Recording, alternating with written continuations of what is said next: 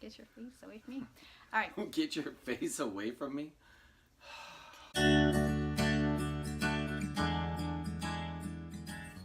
I think one of the greatest qualities of our marriage has been the fact that we have always been on the same page when it comes to our spiritual journey. We've grown together. We've grown individually in our faith. We made the transition from being Protestant to Catholic together.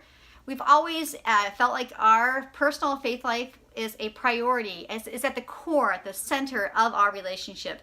And I really, really, really believe the more that we do ministry, the more that we engage with other couples, I believe that this is a special gift. We have been blessed with this fact. And it is not necessarily the norm for most relationships. And so we want to talk about that today. We want to talk about the importance of, as best as you can, being on the same page spiritually as a couple.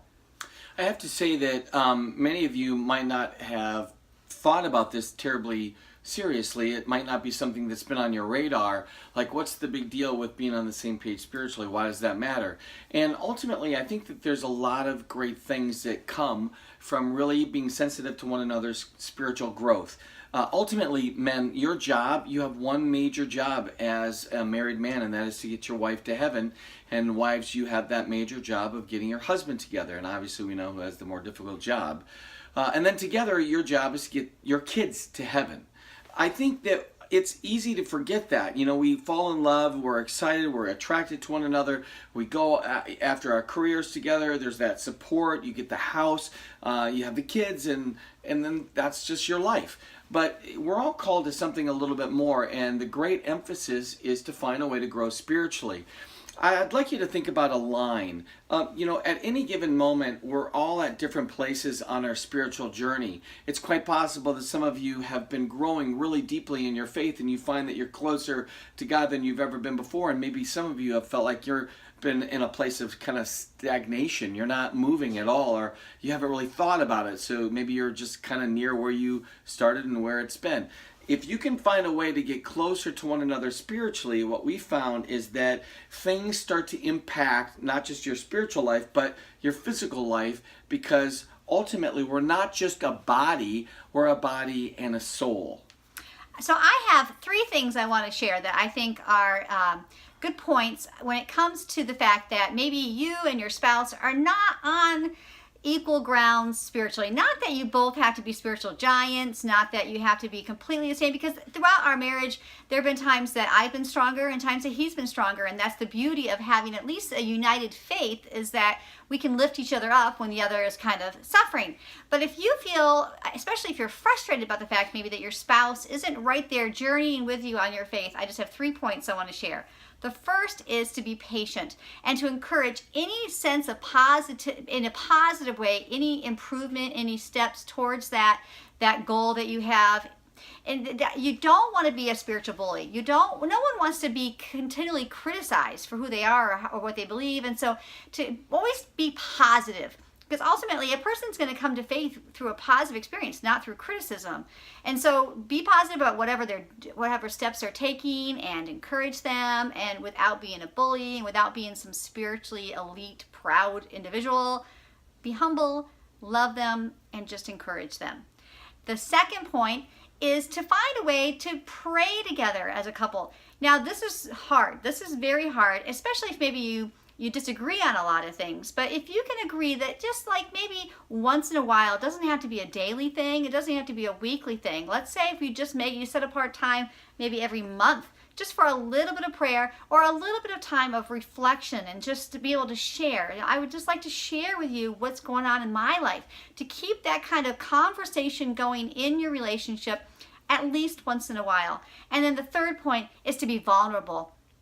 All of our faith journey is a bumpy road. It's not a constant upward hill, right? It's up and down, it's a roller coaster. And to share that roller coaster experience with your spouse maybe will help them realize that they don't have to like attain some great master level for you to accept them, but that you yourself struggle. Just because a person struggles with doubt, just because they struggle with questions about God, doesn't mean that they have turned their back on God, doesn't mean that they hate him and don't believe in him. That I actually think those questions are a positive sign of faith growth.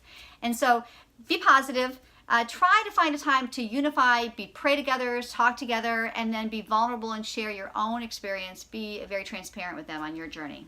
I think sometimes there can be a little bit of tension when one person's growing a lot spiritually and the other doesn't see the need necessarily to grow. So if you find that there's that tension in your relationship, just kind of step back a little bit and ask the question, why? If you're growing a lot in your faith, as Linda had mentioned, this idea of patience is very important. Your spouse may not be on the exact same journey at that time, and maybe your joy in the faith can best be demonstrated in the way that you bless them and serve them and encourage them. Maybe they're not inclined to pray. Maybe they're not inclined necessarily to be excited about going to Mass, but your constant harping on that person is not going to bring about what it is that you want. So lots of prayer and lots of positivity, lots of encouragement, and lots of patience is very important. I remember once that, I met a lady overseas who I think God was working in her life and that she wanted a lot more in her relationship. And she felt like there were some struggles, and she wanted to go to counseling to see if they could together maybe even get to the same place in terms of their relationship. And the priest had her come talk to me, and she was sharing her frustrations. And I realized that she was in a different place just spiritually and even relationally than the husband was. He didn't really see this huge need to go deep into religion. He was just kind of looking at his relationship with his wife and thought, yeah, that's the best it's going to be, and that's okay. She wanted more. And as she's talking away, and I just realized that, one person can't make another person be where they want to be. There's got to be, kind of a mutuality, coming together and moving together to kind of get out of some holes. And so I said, I don't have a magic phrase for you or a recipe to make everything perfect, but, keep praying, don't give up, and make some sacrifices, and let the Lord use those to help initiate some things. And maybe ask the saints who have gone through difficulties to help your husband maybe. And I said, St. Monica comes to mind. She had a very difficult marriage, and she stopped me. She's like, well, St. Monica's husband had the good sense to die though, didn't he?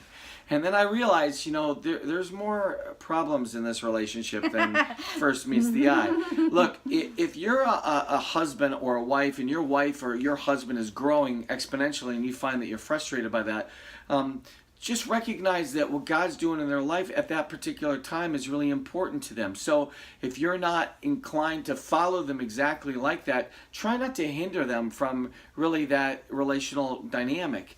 In the same way, if you're growing a lot and your spouse is not, try not to shame them and to be angry with them, because those tactics will never work. I think one of the secrets for Linda and I is that we both recognized right in the beginning of our relationship that coming together was beautiful, but we had to nurture an individual faith life. And when we did that, we found that we had something to share with each other. And so maybe that individual faith life is very much in its infant moment. That's okay. Maybe just spend some time. Say, maybe I'm going to read a psalm today, and you read a psalm today, and let's talk about it later for dinner. I don't care when, but sometime during the day, read that psalm, and then let's talk about it. And then you as a couple, you sit and talk a little bit about what God said to you. Just those little practices of being sensitive to maybe how God can speak through Scripture. It's beautiful. Maybe you pray just 5 minutes every morning and you say, Lord, how can I be a better husband, or how can I be a better wife? And maybe listen for a couple minutes, and then when you meet together later on after work, you say, here's what I prayed for today, and this is what the Lord spoke to me. It's kind of starting to learn to be sensitive that can help you to grow. And maybe you move one little dot forward on that little line of growing in your intimacy with God. Just share a little bit about what that looked like for you to grow that day. If you can do that, I think that you can find that you have a lot to share, because God, He takes a small little effort and does big, gigantic miracles with that. So be encouraged. Being on the same page spiritually, it might be a long haul, but it's a worthy endeavor.